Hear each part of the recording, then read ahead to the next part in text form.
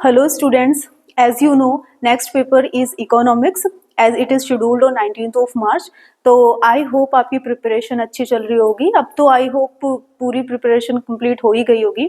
तो ये जो आपका टाइम है बेटा, ये रिवीजन का टाइम है. जो कुछ इंपॉर्टेंट कुछ मेन चीजें होती हैं जो प्रीवियस ईयर, मैंने आपको बार बार बोला है कि प्रीवियस 5 to 7 ईयर्स के जो पेपर है उनको उठा लो.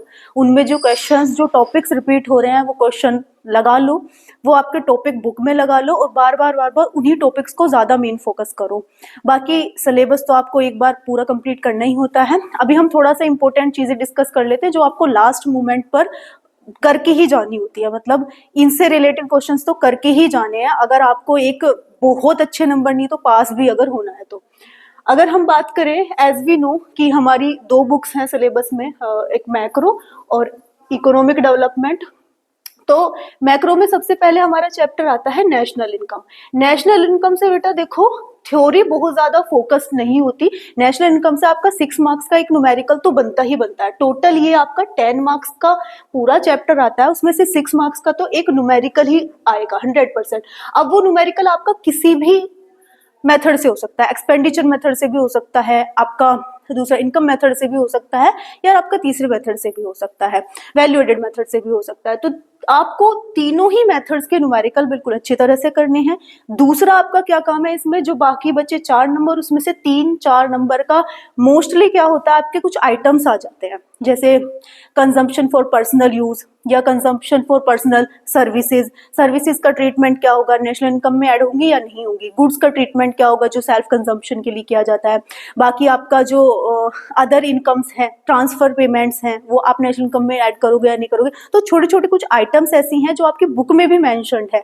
इसको पूछ लेता है कि ये बताइए नेशनल इनकम में ऐड होंगी या नहीं होंगी, और होंगी तो क्यों होंगी, रीजन के साथ. तो ये 3-4 नंबर में ये आ जाता है. नेशनल इनकम से इससे बाहर कोई क्वेश्चन जाता नहीं है. नेक्स्ट हम देख लेते हैं money and banking. Money and banking आपका बेसिकली बहुत लेंथी चैप्टर नहीं है. ये 6 मार्क्स का पूरा चैप्टर है. इसमें से 2 ही टाइप के क्वेश्चन बनते हैं, इधर कमर्शियल बैंक फंक्शंस और सेंट्रल बैंक फंक्शन.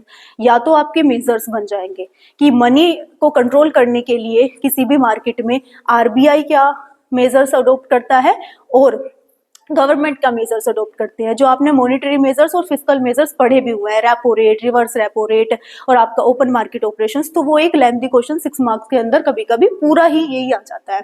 नेक्स्ट आपका आता है income and determination. Income determination and employment. अब ये जो चैप्टर है ये आपका थोड़ा सा इंपॉर्टेंट इसलिए हो जाता है क्योंकि ये अकेला ही 12 मार्क्स कवर कर रहा है. अकेला ही 12 मार्क्स अब कवर तो ये कर रहा है. अब इसमें होता क्या है, इसमें बहुत सारे टॉपिक्स आपके बनते हैं. इनकम डिटर्मिनेशन जो चैप्टर है इसमें आपका एमसीक्यू के क्वेश्चंस भी बनते हैं और लेंथी क्वेश्चंस भी बनते हैं. एमसीक्यू के क्वेश्चंस जैसे कि प्री बोर्ड में आपने देखा भी होगा, एपीसी, एमपीसी, एपीएस और एमपीएस, इससे रिलेटेड क्वेश्चंस आ जाते हैं. किसका मिनिमम पॉइंट क्या है, किसका मैक्सिमम पॉइंट क्या है, कि कौन सा इनमें से कौन सा नेगेटिव हो सकता है, कौन सा नेगेटिव नहीं हो सकता. बहुत बार ये क्वेश्चंस आपको आ जाते हैं. इसकी मैंने शॉर्ट ट्रिक भी आपको बताई हुई है कि हमेशा इनकम को 1 मानकर और तब आप कंपेयर करके देखो कि कौन सी चीज एपीसी इनकम से ज्यादा हो सकती है या नहीं हो सकती. तो आप कभी भी अगर 1 की बात करी जाए कि एपीसी 1 से ज्यादा हो सकता है या एपीसी 1 से कम हो सकता है, तो हमेशा 1 को इनकम मान लो.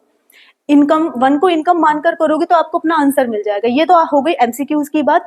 लॉन्ग लेंथी क्वेश्चंस में क्या होता है, या तो मल्टीप्लायर से रिलेटेड क्वेश्चन आ जाता है, कभी कभी इसमें न्यूमेरिकल भी आ जाता है. मल्टीप्लायर के का जो फॉर्मूला आपको बताया गया है 1/1 - एम्पियर, मल्टीप्लायर का फॉर्मूला हो जाता है. एक आपको क्वेश्चन मैंने बताया था derivation of consumption curve from saving curve. आपको 2 कर्व इस तरह से बनाने होते हैं कि कंजप्शन कर्व से सेविंग कर्व डेराइव करके बताओ. ये बहुत बार ये 5 और 6 मार्क्स के क्वेश्चन में आ जाता है. बाकी इसमें एक्सेस डिमांड और एक्सेस सप्लाई बनता है. एक्सेस डिमांड और एक्सेस सप्लाई आपको कर्व के साथ बनाने आने चाहिए. डिफ्लेशनरी गैप, इन्फ्लेशनरी गैप, जो प्री बोर्ड में भी आया था. डिफ्लेशनरी गैप क्या होता है, इन्फ्लेशनरी गैप क्या होता है. उसके बाद आपका नेक्स्ट चैप्टर आ जाता है बजट. बजट से आपका बहुत ज्यादा इंपॉर्टेंट कुछ नहीं है, 6 मार्क्स का पेपर है. बजट में सबसे पहली चीज तो आपको पता होना चाहिए 3 टाइप की जो डेफिसिट होती है, फिस्कल डेफिसिट, रिवेन्यू डेफिसिट और प्राइमरी डेफिसिट। ये आपको पता होनी चाहिए कि फिस्कल डेफिसिट कौन से एक्सपेंडिचर ज्यादा होने की वजह से होती है, रिवेन्यू डेफिसिट कौन से एक्सपेंडिचर ज्यादा होने। रिवेन्यू डेफिसिट तब होती है जब रिवेन्यू एक्सपेंडिचर ज्यादा होते हैं, और फिस्कल डेफिसिट तब होती है जब टोटल एक्सपेंडिचर ज्यादा हो जाते हैं, और प्राइमरी डेफिसिट जब आपकी उसमें से इंटरेस्ट निकल जाता है। तो ये तीनों डेफिसिट आपको पता होनी ही होनी चाहिए, इन्हीं को कंपोनेंट्स भी बोल देते हो। नेक्स्ट लास्ट चैप्टर आपका आता है balance, BOP, balance of payment and foreign exchange reserve.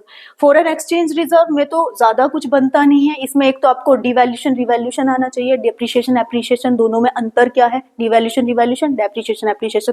और सबसे इंपॉर्टेंट चीज, तीन काइंड्स के जो आपके रेट्स होती है, फिक्स्ड रेट, फ्लोटिंग रेट और आपका फ्लेक्सिबल रेट, कि ये तीनों रेट्स कौन तो डिसाइड करता है, डिमांड सप्लाई से कौन सा डिसाइड होता है, गवर्नमेंट से कौन सा डिसाइड होता है, तीनों रेट के बारे में आपको पता होना चाहिए। बीओपी में क्या बनता है, बीओपी में सिर्फ आपको कंपोनेंट्स, बीओपी में कर लो आप, ये दोनों ही चैप्टर मिला के बेटा 6 मार्क्स के हैं, बीओपी और फॉरेन एक्सचेंज। बीओपी में आपको कंपोनेंट्स पता होने चाहिए। कंपोनेंट्स आई होप आपको पता होगा कि करंट अकाउंट, कैपिटल अकाउंट दो होते हैं बीओपी के, करंट अकाउंट और कैपिटल अकाउंट। तो कौन से आइटम्स है जो करंट अकाउंट में आते हैं और कौन से आइटम्स है जो कैपिटल अकाउंट में होते हैं। और इसमें एक चीज और है, ऑटोनोमस आइटम्स और अकोमोडेटिंग आइटम्स। बहुत बच्चे क्या सोच लेते हैं, ऑटोनोमस आइटम्स को इस चैप्टर में जो ऑटोनोमस कंजम्पशन है वो समझ लेते हैं, बट दैट इज रोंग।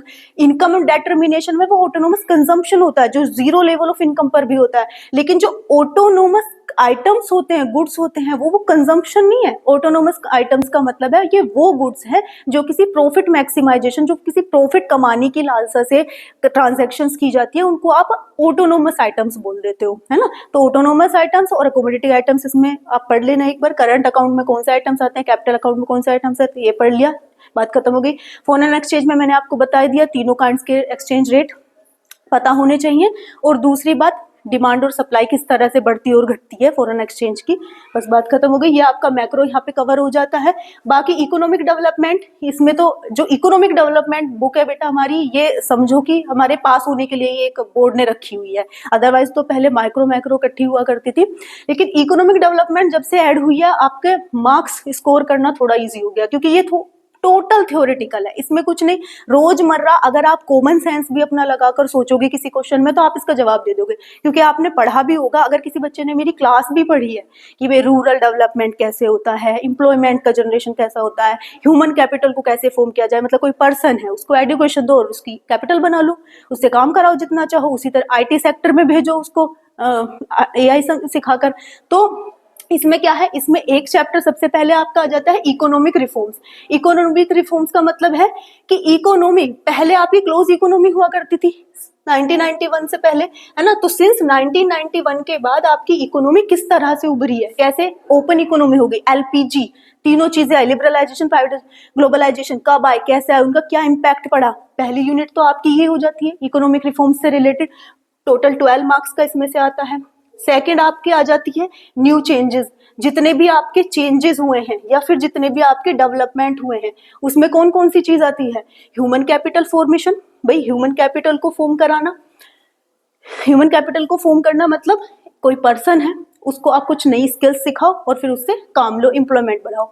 दूसरा इसमें क्या आ जाता है, रूरल डेवलपमेंट या रूरल एम्प्लॉयमेंट, रूरल को एम्प्लॉयमेंट कैसे, ग्रामीण क्षेत्र तक कैसे लोगों को एम्प्लॉयमेंट प्रोवाइड करी जाए, वहां पे डेवलपमेंट किया जाए।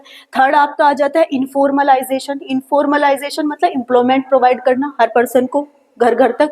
लास्ट इसमें एक छोटी सी यूनिट आ जाती है इन्वायरमेंट एंड सस्टेनेबल डेवलपमेंट। ये तो आई होप सबको ही पता होगा, इन्वायरमेंट एंड सस्टेनेबल डेवलपमेंट का मतलब होता है कि बिना आप अपने इन्वायरमेंट को हार्म करे, फ्यूचर जनरेशन के लिए भी रिसोर्सेज को बचाते हुए इस तरह से डेवलप करो कि बहुत ज्यादा इन्वायरमेंट को आप हार्म ना पहुंचाओ।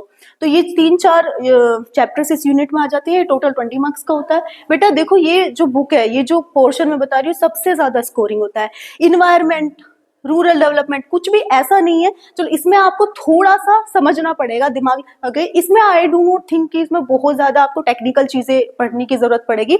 अगर आप समरी भी किसी की देख लो तो आई होप तो आप लिख सकते हो उस बारे में, क्योंकि आपको भी पता होता है भी इन्वायरमेंट क्या होता है, रूरल डेवलपमेंट क्या होता है, 1991 के बाद इकोनॉमी कैसे फ्लरिश हुई थी, क्या क्या नई चीजें हुई थी, तो ये बेसिक सी चीजें हैं। तीसरा इसमें लास्ट चैप्टर होता है कंपैरेटिव स्टडी। इसमें कंपैरेटिव स्टडी हम पढ़ते हैं। कंपैरेटिव स्टडी का मतलब है कि भाई इंडिया का डेवलपमेंट आप कंपेयर करके पढ़ते हो आसपास के जो देश आपके, चाइना, श्रीलंका, उनसे हम कितना आगे हैं, कितना इकोनॉमी हमारी डेवलप हो रही है। बस थोड़ा सा ये आपको पढ़ना होता है 8 मार्क्स में। अगर इस चैप्टर को आप एक बार को छोड़ भी देते हो तो ये बहुत सफिशिएंट है आपको नंबर स्कोर कराने में, है ना। सबसे ज्यादा इंपॉर्टेंट ये वाली यूनिट है, 20 नंबर में आ रही है और बहुत कुछ इसमें नई चीज नहीं है। बाकी मैक्रो में जो मेन चीज थी मैंने बता दिया। नेशनल इनकम में बेटा तीनों चैप्टर्स के आप न्यूमेरिकल जरूर कर लो। और एक चीज और है, आपको ये पता होना चाहिए कि डोमेस्टिक इनकम कभी कभी बहुत लेस भी हो सकती है नेशनल इनकम से। अदरवाइज तो हमें ये लगता है भी डोमेस्टिक इनकम देश की है तो वो तो कम ही होगी, नेशनल इनकम बाहर की ऐड हो रही तो वो ज्यादा होगी। लेकिन कई बार ऐसा हो जाता है कि नेशनल इनकम आपकी डोमेस्टिक इनकम से कम हो सकती है। वो कब हो सकती है? जब आपका NNPFC, कब हो सकती है? जब आपका बाहर से जो आया हुआ NFIA है, NFIA मतलब बाहर से आई हुई जो इनकम है वो आपकी लेसर है। अगर वो नेगेटिव होगी, बाहर से आई हुई इनकम अगर आपकी नेगेटिव हो जाएगी तो जाहिर सी बात है वो डोमेस्टिक इनकम को और कम कर देगी, तो नेशनल इनकम हो गई कम। तो ये छोटी छोटी टर्म्स आपको पता होनी चाहिए। बाकी ये बस छोटी छोटी चीजें हैं, ये कर लो। लास्ट मोमेंट में बेटा रिवीजन यही होता है, जितना भी इंपॉर्टेंट चीजें है वो कर लो, प्लस प्रीवियस ईयर में, वो दोबारा बोल रही हूँ, प्रीवियस ईयर अभी टाइम है आपके पास, 6-7 दिन है, अपने प्रीवियस ईयर निकालो 4-5 साल के। उसमें जो क्वेश्चंस है बिल्कुल इस पे स्टिक मत हो जाओ कि मैम ने बोला कि 5 ईयर की जो क्वेश्चन है उसी को रटते चले जाओ, नहीं। उनमें जो टॉपिक्स आ रहे हैं, क्योंकि CBSE टॉपिक्स रिपीट करता है, जिस टॉपिक से रिलेटेड क्वेश्चन आ रहा होगा 101%, 50 to 55% आपको उन्हीं टॉपिक में से पेपर मिलेगा। तो वही है बेटा, मेहनत करो, लास्ट टाइम है, बिल्कुल प्रिपेयर वेल। और कुछ प्रॉब्लम हो तो reach out to me, school आ जाओ या मुझे कांटेक्ट कर लो, कोई प्रॉब्लम नहीं है ना। चलो बेटा, ऑल द बेस्ट।